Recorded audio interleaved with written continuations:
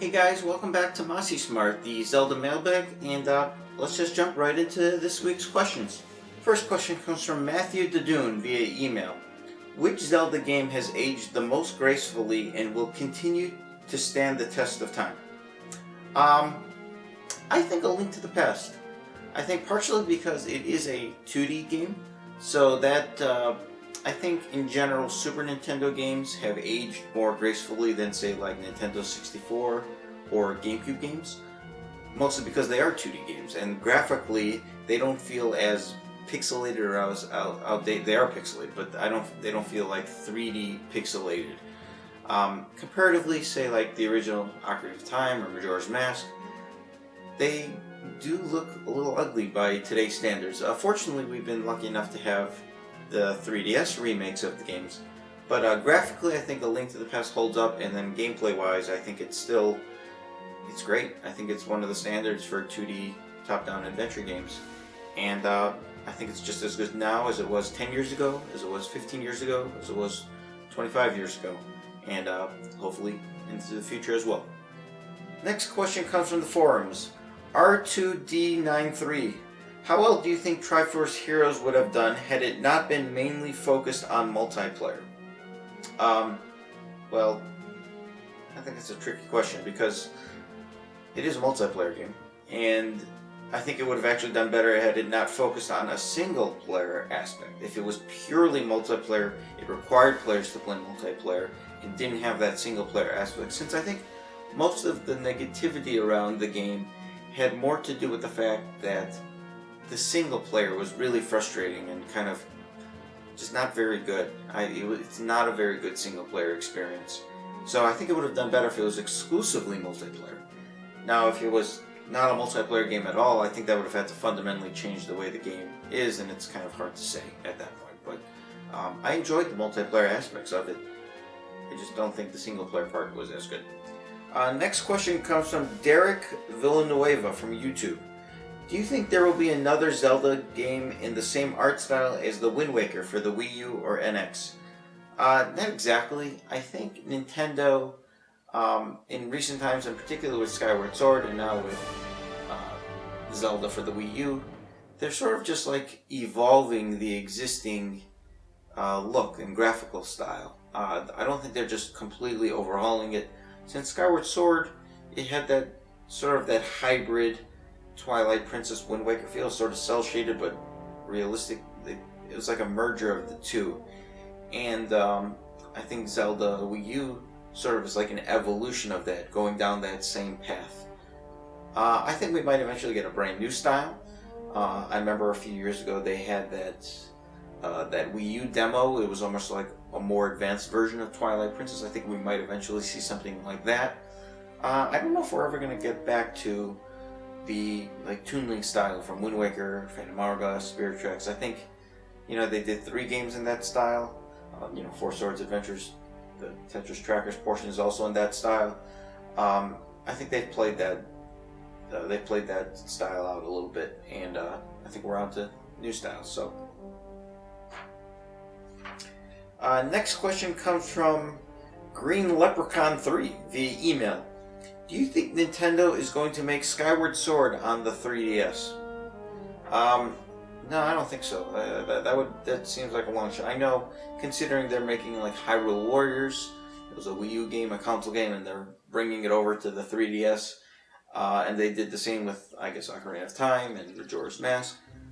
I don't think Skyward Sword is the game to do that with next, because I think it would just be odd. That's a console experience. It has the motion controls, and I don't think that game plays very well on handheld. So I don't expect that to happen anytime soon. I think we're more likely to see Wind Waker on handheld as opposed to Skyward Sword, but I don't know. We'll see. I doubt it though. Alright, the last question comes from Dominic Mann from YouTube, and it's kind of related to the previous question.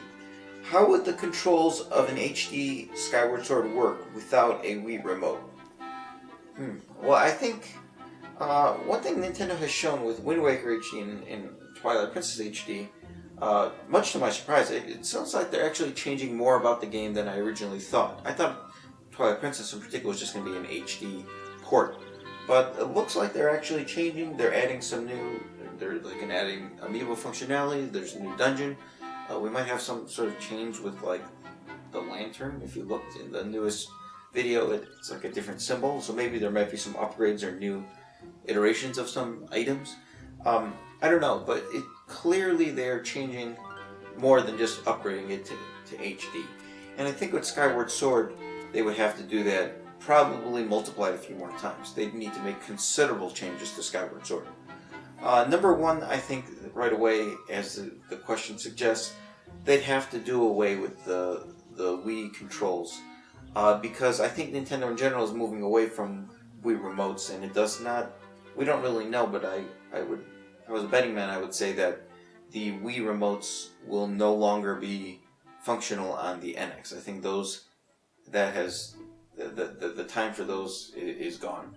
It had its run on the Wii and the Wii U, but I think we're looking at more traditional controls, maybe some touch-based controls. We don't really know anything about the NX like in clear detail yet.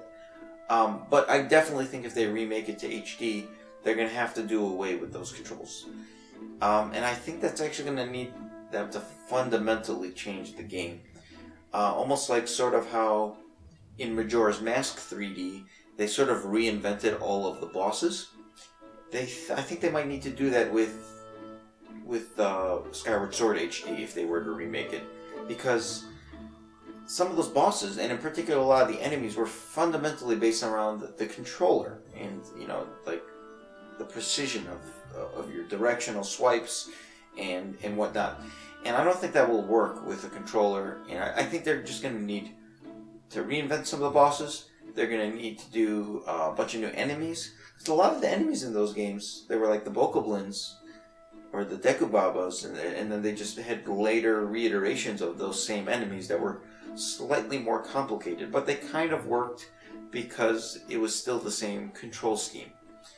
I don't think you could do like expansive enemy battles with like there was no like the Iron Knuckles or are they Dark Nuts from Twilight Princess from the Temple of Time and later in the Cave of Ordeals. I don't think those types of boss battle or enemy battles would work with Skyward Sword with the controls, and we didn't get those experiences. So I think if they were to remake Skyward Sword, I think there would need to be tougher, more traditional battling enemies. If that makes sense. But I think that game, more than any of the other remakes, would have to undergo a significant overhaul. But we'll see. I'm not sure if they're gonna ever do Skyward Sword a remake, but if they do, it's down the line. I didn't think they were gonna do Twilight Princess, but they did that. So, yeah. Alright guys, thanks for submitting questions this week, and I know there's a lot of questions that I don't get to. I try to limit it between 4 and 6 questions a week. I do have all the questions saved in a backlog, and I will occasionally pick from that drawer in the future. But as always, you can submit questions by posting in the comments below at YouTube. You can post them at the forums in the appropriate thread. You can send an email to webmaster@zeldadungeon.net.